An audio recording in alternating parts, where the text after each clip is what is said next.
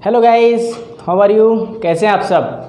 तो आप लोगों का इंतज़ार ख़त्म होता है और अब हम लोग सीधे पढ़ते हैं वेस्पर थ्योरी के बारे में। इससे पहले हम लोग लिमिटेशन ऑफ ऑक्टेट रूल के बारे में स्टडी किए थे। कितने बच्चों ने वो लेक्चर देखा है कमेंट सेक्शन में बताइए।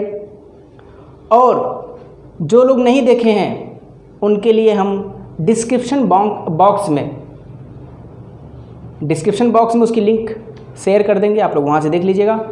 और आप लोग शुरुआत से जो क्लास 11th का वीडियो है, जो हमने वीडियो अभी तक बनाया है, पार्ट 3 है, इसके पहले जो 2 वीडियो हैं उसको भी आप लोग अच्छे से देखिए और उसकी स्टडी करिए।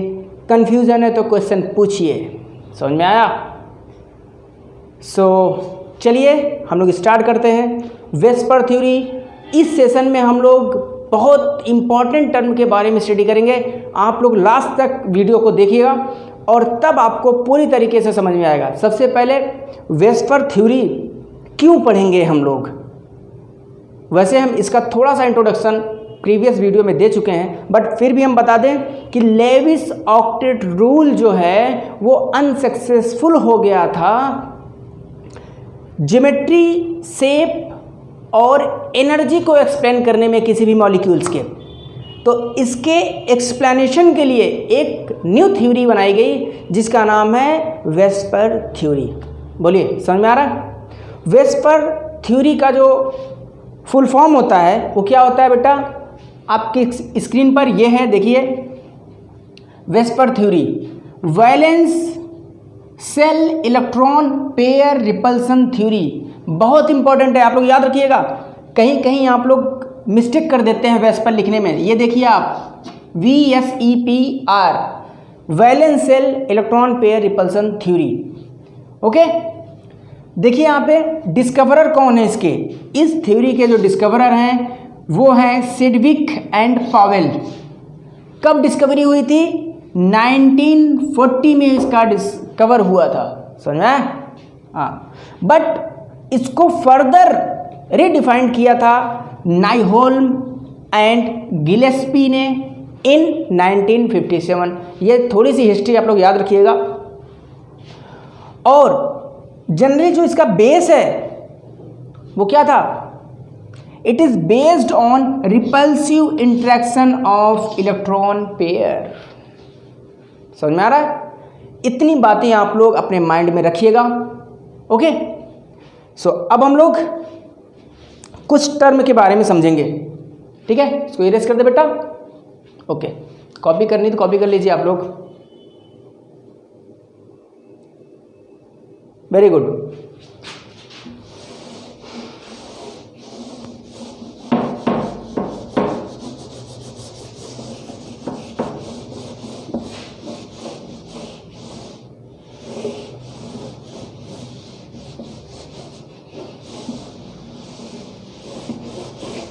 कौन सा टर्म हम लोग यूज़ करेंगे?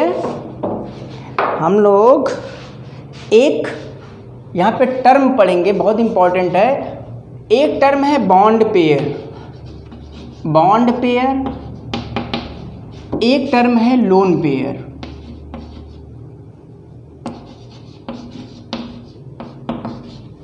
याद रखिएगा, हम लोग इसको शॉर्टकट में अब जब भी यूज़ करेंगे BP बॉन्ड पेयर और LP लोन पेयर। समझ में आया? हम इसको इसलिए बता रहे हैं क्योंकि इसका यूज़ है वेस्पर थ्योरी में।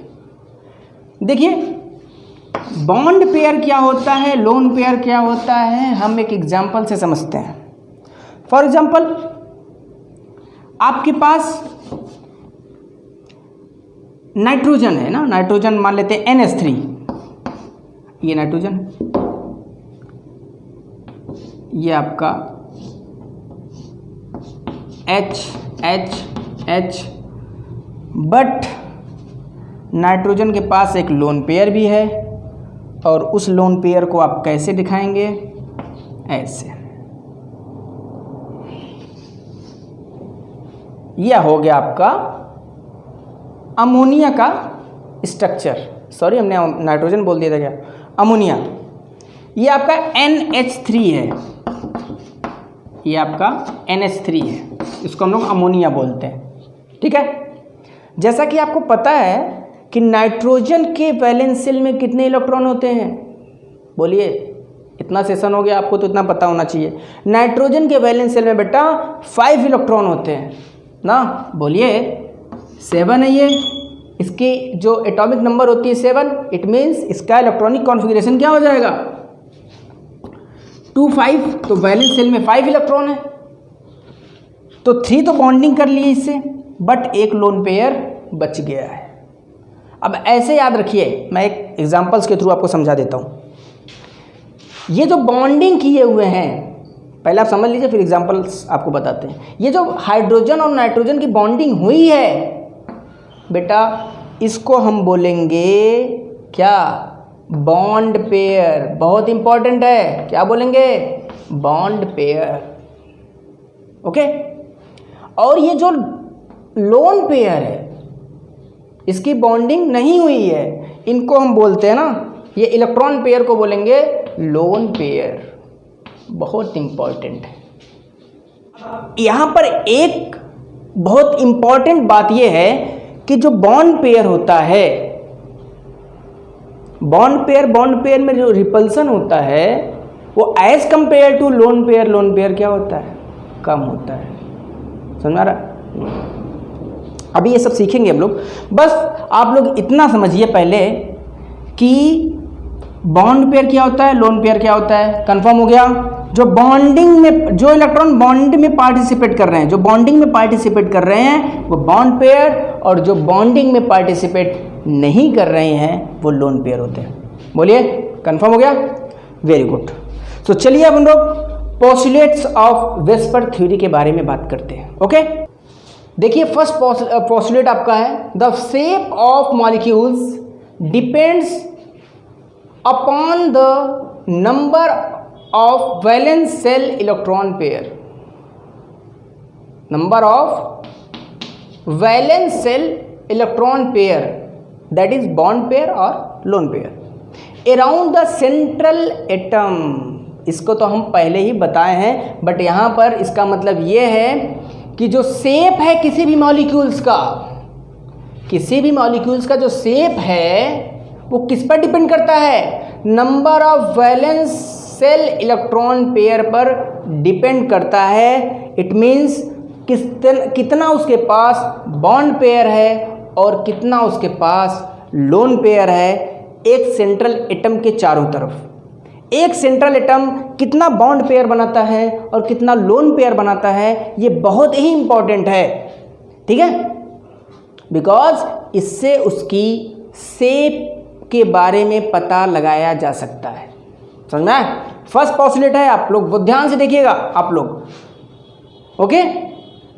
जैसे एक एग्जांपल हम लेते हैं, यहाँ पे एग्जांपल आपका क्या है, मीथेन CH4। कितने लोग जानते हैं मीथेन के बारे में, बोलिए, क्लास 10th स्टैंडर्ड में आप लोग इसके बारे में पढ़ चुके हैं। देखिए है क्या, यहाँ पे कार्बन है, कार्बन के पास 4 इलेक्ट्रॉन्स हैं। आप अब बताइए कार्बन के आउटर मोस्ट शेल में कितने इलेक्ट्रॉन होते हैं बेटा, 4 इलेक्ट्रॉन्स हैं, और 4 इलेक्ट्रॉन्स जो है कार्बन ने यूज़ कर लिया है बॉन्ड बनाने में।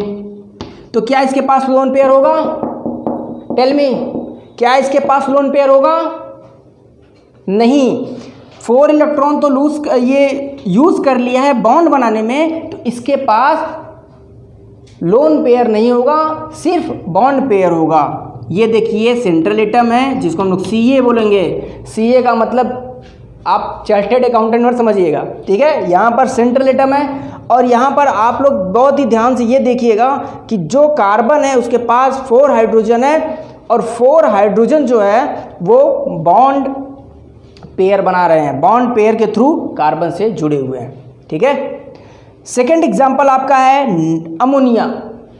अमोनिया, अभी इससे पहले हमने बताया कि अमोनिया के आउटर मोस्ट शेल में, नाइट्रोजन के आउटर मोस्ट शेल में 5 इलेक्ट्रॉन होते हैं, 3 उसने बॉन्ड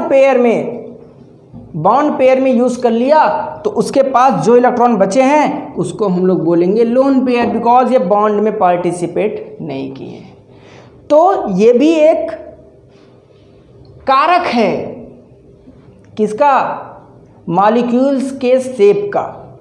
शेप की अगर हम डिटर्मिनेशन की बात करते हैं तो जनरली बॉन्ड पेयर और लोन पेयर ही उसको बताते हैं कि वो कौन से शेप का होगा, कैसा होगा।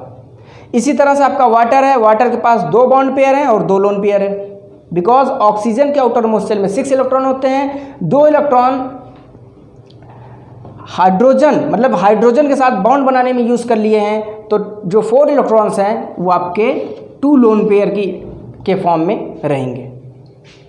किसको किसको समझ में आई है कमेंट सेक्शन में जरूर राइट करिएगा। अगर नहीं आए बेटा एक बार फिर से बोलिएगा, हम इसको रिपीट कर देंगे।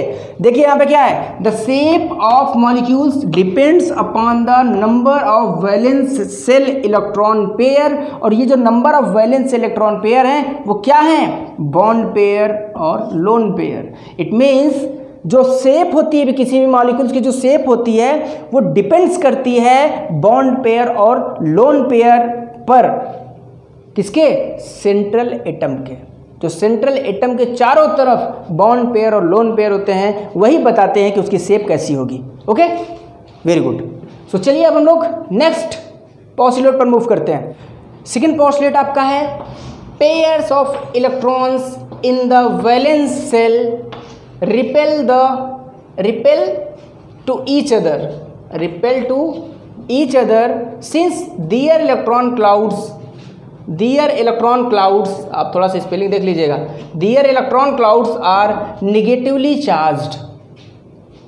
बहुत इंपॉर्टेंट लाइन है ये। वेस्पर थ्योरी की सेकेंड पॉइंट क्या है, pairs of electrons in the valence shell repel to each other since their electron clouds are negatively charged. देखिए जो पेयर्स ऑफ इलेक्ट्रॉन्स होते हैं वैलेंस सेल में, समझ आ रहा है, किसी भी मॉलिक्यूल्स के बारे में बात करें अगर हम, किसी भी एटम के वैलेंस सेल में, और यहाँ पर आपका जो एटम, मैं सेंट्रल एटम की बात कर रहा हूँ, उनके वैलेंस सेल में जो इलेक्ट्रॉन्स होते हैं वो एक दूसरे को रिपेल करते हैं, दूर भगाते हैं। समझना है? जैसे मैं एक एग्जांपल लेता हूँ, ये देखिए व्हाइट चौक है, समझ रहा है? तो व्हाइट चौक आप ऐसे देख रहे हैं इसको, तो ये सेम कैटेगरी के हैं, समझना है? वैसे इसमें अट्रैक्शन और रिपल्सन नहीं है। एक सिंपल एग्जांपल मैग्नेट का ले लीजिए। मैग्नेट के 2 पोल होते हैं, एक कौन सा, एक नॉर्थ और एक साउथ। जब नॉर्थ को आप पास में लाते हैं तो क्या होता है, they repel to each other, वे दूर भगाते हैं, एक दूसरे को दूर करते हैं। लेकिन नॉर्थ साउथ लेके आते हैं तो अट्रैक्ट करते हैं। तो यही एक रीज़न है। यहाँ पर क्या है कि इलेक्ट्रॉन्स जो हैं वो होते हैं निगेटिवली चार्ज्ड। वे क्या करते हैं, उसके पास में कोई दूसरा इलेक्ट्रॉन अगर आ गया ना, एक दूसरे को रिपेल करेंगे, दूर भगाएंगे। तो सेकेंड पोस्टुलेट जो है वेस्पर थ्योरी का, वो यही कहता है कि जो सेंट्रल एटम का इलेक्ट्रॉन्स होता है, वैलेंस इलेक्ट्रॉन होता है, वे एक दूसरे को रिपेल करते हैं। फॉर एग्जांपल अमोनिया के केस में अगर हम देखें, यहाँ पर क्या हुआ है, यहाँ पर जो ये हाइड्रोजन है, जनरली जो बॉन्ड बना हुआ है, ये बॉन्ड देखिए हाइड्रोजन नाइट्रोजन के बीच में जो बॉन्ड बना है, ये बॉन्ड पेयर, जैसे 1 2 3, यहाँ पे 3 बॉन्ड पेयर हैं और एक लोन पेयर है। तो ये जो बॉन्ड पेयर और बॉन्ड पेयर है, तो क्या बताइए जो बॉन्ड बना है किसके पास इलेक्ट्रॉन है कि नहीं है, बिल्कुल है। तो ये बॉन्ड और ये दूसरा बॉन्ड एक दूसरे को दूर भगाएंगे, मैक्सिमम डिस्टेंस पे रखेंगे। और ये जो लोन पेयर है ना, ये तो बहुत बड़ा शैतान है। लोन पेयर तो इतना ज़्यादा चिढ़ता है बॉन्ड पेयर से कि वो क्या करेगा, वो उससे बहुत ही दूर रहेगा। वो सोचेगा कि बॉन्ड पेयर हमसे जितनी दूर हो सके उतनी दूर रहे, जिससे हमको प्रॉब्लम ना हो। समझना? तो यहाँ पर देख रहे हैं लोन पेयर जो आपका है, ये आपका लोन पेयर आपका है और ये आपका बॉन्ड पेयर है। ये क्या कर रहा है, एक दूसरे को रिपेल कर रहे हैं। देखिए रिपेल कर रहे हैं। यहाँ पर बॉन्ड पेयर और बॉन्ड पेयर में भी रिपल्सन होता है, बट लोन पेयर और बॉन्ड पेयर में रिपल्सन ज़्यादा हो रहा है। ठीक है, चलिए इसके आगे जो नेक्स्ट आपकी पोस्टुलेट है उसके बारे में बात करें। हमारा थर्ड पोस्टुलेट है बहुत इंपॉर्टेंट पॉस्टुलेट है बेटा, यही वेस्पर थ्योरी है। मेन जो पॉस्टुलेट आपका है वो यही है। थर्ड पॉस्टुलेट बहुत इंपॉर्टेंट है, 3 बार आप लोग 4 बार आप लोग इसको रिवाइज करिएगा और इसके बारे में समझने की कोशिश करिएगा। क्या है देखिए, these pairs electron tends to occupy such position in space that minimise repulsion and thus maximise between them. Maximise distance लिख सकते हो, maximise distance between them. Sorry, ये क्या कह रहे हैं कि जो इलेक्ट्रॉन पेयर होता है, ध्यान से सुनिएगा, जो इलेक्ट्रॉन्स पेयर होता है वो क्या चाहता है, वो ऑक्यूपाई करना चाहता है एक ऐसा पोजीशन स्पेस में, एक ऐसा पोजीशन ऑक्यूपाई करना चाहता है जिससे कि जो रिपल्सन है वो मिनिमम हो। अब आप बताइए, मैं एक एग्जांपल लेता हूं कि आप जैसे बाहर कहीं जा रहे हैं, ठीक है, बस में जा रहे हैं आप, और किसी भी एक ऐसे व्यक्ति के साथ जिससे आपकी नहीं बनती, ठीक, जैसे कि आप हमेशा झगड़ा करते रहते हैं दोनों लोग, और पूरी बस भरी हुई है, बट उस बस में एक सीट खाली है और आप लोगों को बैठने के लिए बोला जाए तो कैसे बैठेंगे? ऐसे चिपक के तो बैठेंगे नहीं, बिकॉज आप लोगों के बीच में मन मुटाव है ना, आप लोग ऐसे बैठ नहीं सकते। आप क्या करेंगे? थोड़ा डिस्टेंस मेंटेन करेंगे, वो इधर मुँह कर लेगा, दूसरा वाला इधर करेगा, भाई हम नहीं, इनसे नहीं बोलते, है कि नहीं ऐसा? तो यहाँ पर भी वही है। अब झगड़े का मतलब यहाँ पर वो है, रिपल्सन से है। जैसे यहाँ पर क्या हुआ, इलेक्ट्रॉन्स जो है दूसरे इलेक्ट्रॉन से रिपेल हो रहा है, तो कितना रिपेल होगा, कितना रिपल्सन होगा? तो आंसर है वो इतना रिपल्सन करेगा या वो अपने आप को ऐसा एडजस्ट करेगा जिससे मिनिमम रिपल्सन हो। समझना ना? जैसे कि आप सीट के एक कॉर्नर पे बैठेंगे तो वो दूसरे कॉर्नर पे बैठेगा, इस तरह करके रिपल्सन कम हो, क्योंकि पास पास बैठेंगे तो रिपल्सन होगा, ठीक है, झगड़ा हो सकता है। ये यहाँ पर एग्जांपल है आपका H2O का। H2O में क्या है बेटा? H2O में ऑक्सीजन है, इनके पास 2 बॉन्ड पेयर है और 2 लोन पेयर है। समझ में आ रहा? यहाँ पर क्या हुआ है कि ये जो हाइड्रोजन है ना, ये अपने आप को कैसे एडजस्ट करेंगे आप बताइए? ये जो लोन पेयर है, इनको ये क्या करेगा? इसको ज़्यादा रिपेल करेगा। ये भी जो लोन पेयर है, ये इस हाइड्रोजन को ज़्यादा रिपेल करेगा। तो ये कैसे एडजस्ट होंगे? 2 ही लोग हैं, ठीक है। तो जनरली जैसे कि ऐसे तो नहीं हो सकते, ऐसे होंगे तब भी रिपल्सन होगा। तो कैसे हो जाएंगे? वो पूरा का पूरा ऐसे हो जाएंगे, एकदम सीधे लीनियर में। इनको लीनियर स्ट्रक्चर भी बोलते हैं। ऐसे लीनियर में हो जाएंगे, मतलब एक इस तरफ हाइड्रोजन है तो दूसरा इस तरफ है, और जो बॉन्ड पेयर है वो भी ऊपर है, तो आपका जो रिपल्शन है वो कम होगा।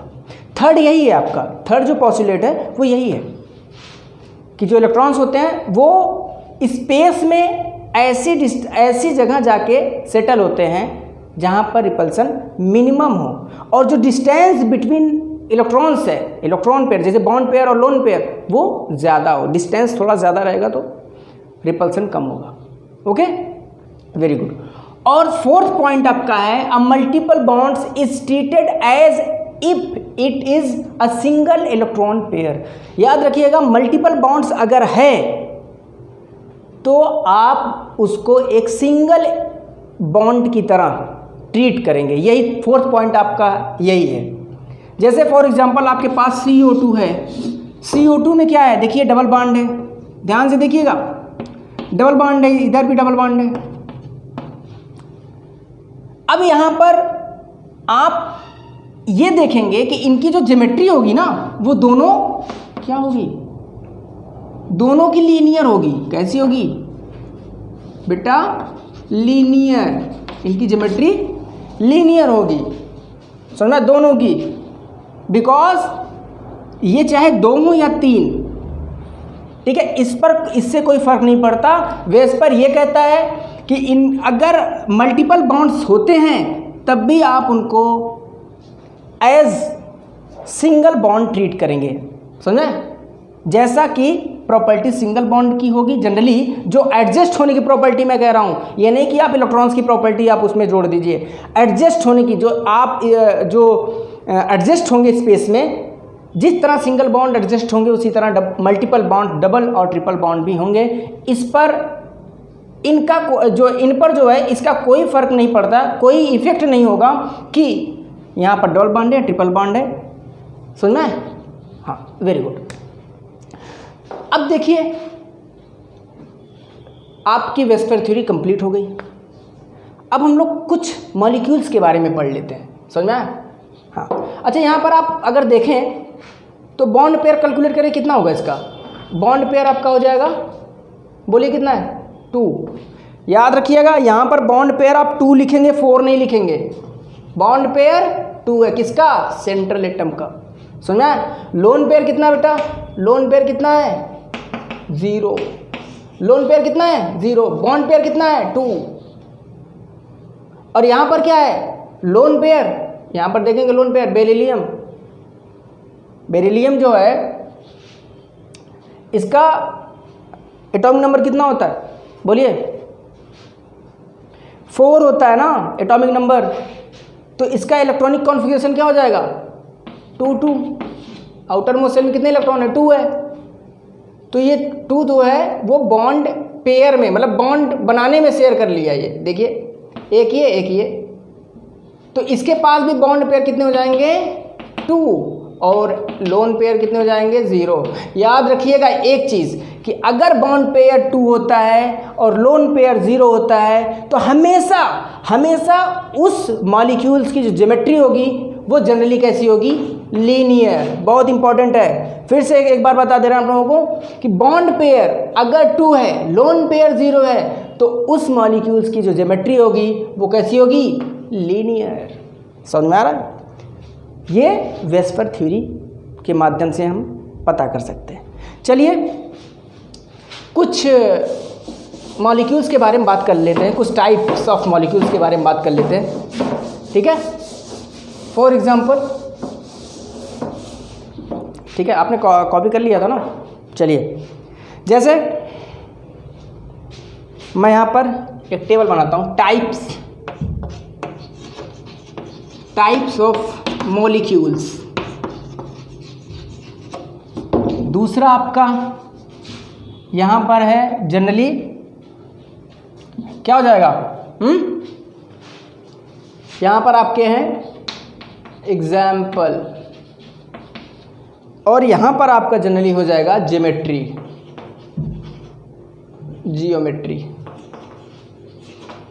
सुनना है?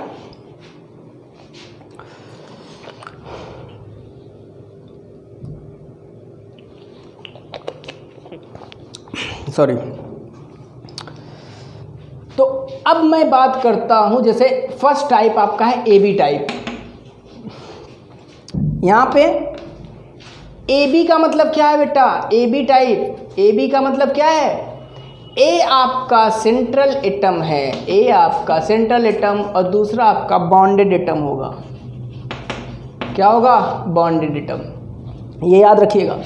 अब इसके एग्जांपल आपके HF, HCl, सुना रहा, और आपके HBr, HI, ये सब इसके एग्जांपल है। सुना? तो आपको पता है कि जनरली इस टाइप के जो मॉलिक्यूल्स होते हैं उनकी ज्योमेट्री कैसी होती है? लीनियर। कैसी होती है? लीनियर होती है, बिकॉज इनके पास कोई लोन पेयर नहीं होता, ठीक है? सेकेंड टाइप आपका है AB2। यहाँ पर A क्या है? सेंट्रल एटम, B क्या है? बॉन्डेड एटम, ठीक है? इसका एग्जांपल आपका अब देखिए थोड़ा सा आप एडजस्ट करिएगा।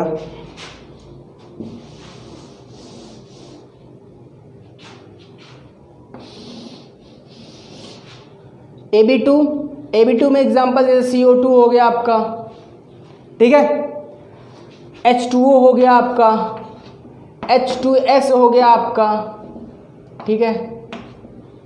अब यहाँ पर देखिए आप CO2 का जो ज्योमेट्री होगी ना वो कैसी होगी, लीनियर होगी, अभी हमने बताया। बट जो H2O और H2S की ज्योमेट्री होगी वो कैसा होगा, बेंट होगा, याद रखिएगा। अब आप यहाँ पे क्वेश्चन पूछ सकते हैं कि सर यहाँ पर इसकी ज्योमेट्री लीनियर है, इसकी बेंट क्यों है, ठीक है। तो आप यहाँ पर देखेंगे कि इनके पास क्या होंगे, लोन पेयर होंगे, और लोन पेयर की वजह से इनकी ज्योमेट्री में चेंजेस आते हैं, ठीक है। इसी तरह से आपका थर्ड है AB3 टाइप। क्या बेटा, AB3 टाइप। AB3 टाइप में क्या है, कितने लोग जानते हैं AB3 टाइप को? जैसे AB3 टाइप में आपका NH3 हो गया, NF3 हो गया, दिख रहा है NF3 ना, NF3, NH3, ठीक है, ये सब आपके हैं। और BF3 ये भी है आपका। एक और एग्जांपल लेते हैं BF3। इनका स्ट्रक्चर क्या होगा, इनका ज्योमेट्री क्या होगा, ठीक है। तो जनरली जो NH3 और NF3 हैं, ठीक है, इनकी ज्योमेट्री होती है ट्राइगोनल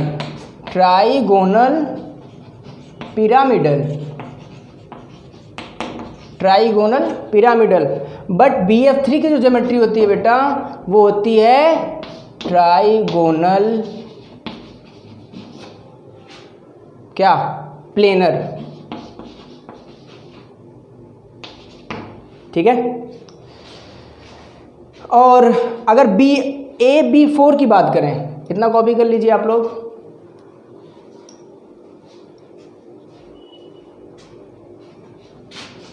देखिए जो AB4 होता है उसकी ज्योमेट्री कैसी होती है,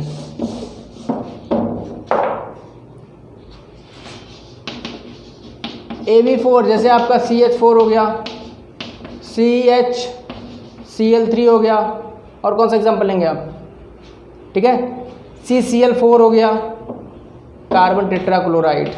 हाँ, इन सब की जो ज्योमेट्री होती है बेटा कैसी होती है, टेट्राहेड्रल।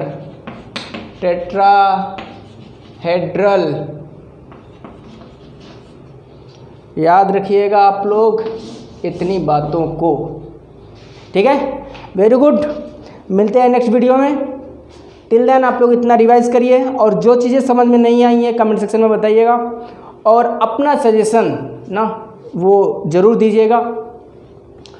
और चलिए मिलते हैं नेक्स्ट वीडियो में। Thank you very much.